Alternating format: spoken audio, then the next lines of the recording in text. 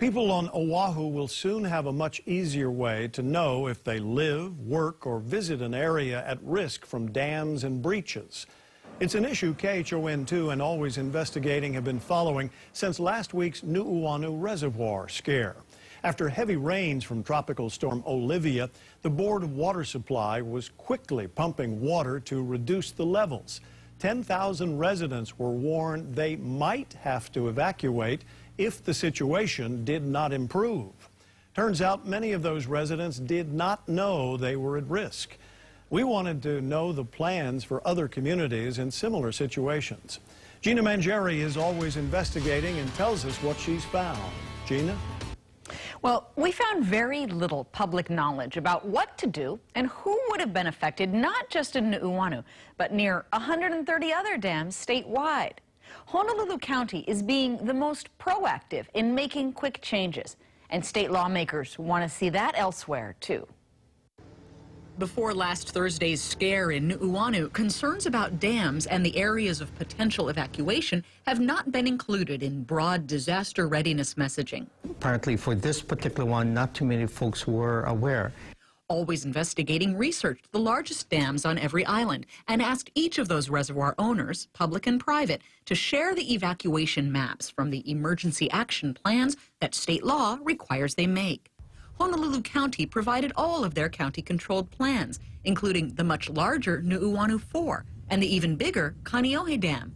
The private owner of the biggest in Hawaii, the Wahiawa Dam, did not want the whole emergency plan shared, but we found the evacuation map portion within an 800-page county emergency plan. The largest private dam owners on the neighbor islands, including Kaloko, where the deadly 2006 flood happened, have not given us anything yet. Maui County shared their big county dams evacuation map, but Hawaii County and several state departments that own Big Island and Kauai dams resisted, some stating security, confidentiality, and not wanting to scare residents as among their reasons to withhold. It doesn't create the right perception as well as the right response, I guess, in the event that we do last-minute notifications. Yeah, so it's better to share that information to the extent possible.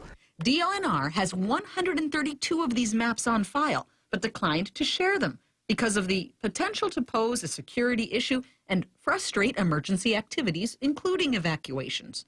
Lawmakers want to change that. But those things all need to be public to make sure that the public is confident that there is no future breach, or if there is a future breach, what are they going to do?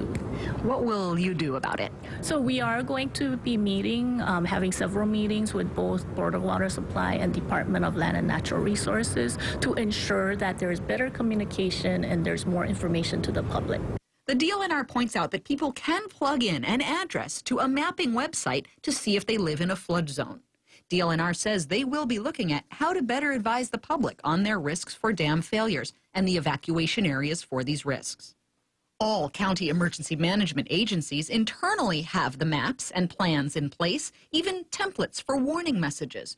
While rainwater rise can be averted with drainage ahead of a storm or pumping during and after, a major break, such as from an earthquake, would rush millions of gallons of floodwater through some good-sized towns within minutes. What about the sudden breach, the sudden break, an earthquake, or some other rapid failure? Because the impact is so quick. What are some technologies or approaches you're thinking about of how you could make that outreach to that area instantly? One of the notification features that we have planned for is use of sirens in that particular general location. We feel if we have sufficient time to actually go door to door, which is the 100% method of confirmation. In the April storm that flooded Kauai, police and firefighters went door to door to evacuate about 20 homes near Kalihivaiv Dam. How about reaching out by mobile phone and mobile alert in a geographic area? Are we close to that? And we are planning to implement something similar to that. Rather than do island-wide, Now, we'll follow up on any next steps to make evacuation plans and maps more transparent. Honolulu County Emergency Management says they're meeting as early as next week on how to get even more maps up for the public to see. All of the information we did get is posted on our website, khon2.com. Back to you.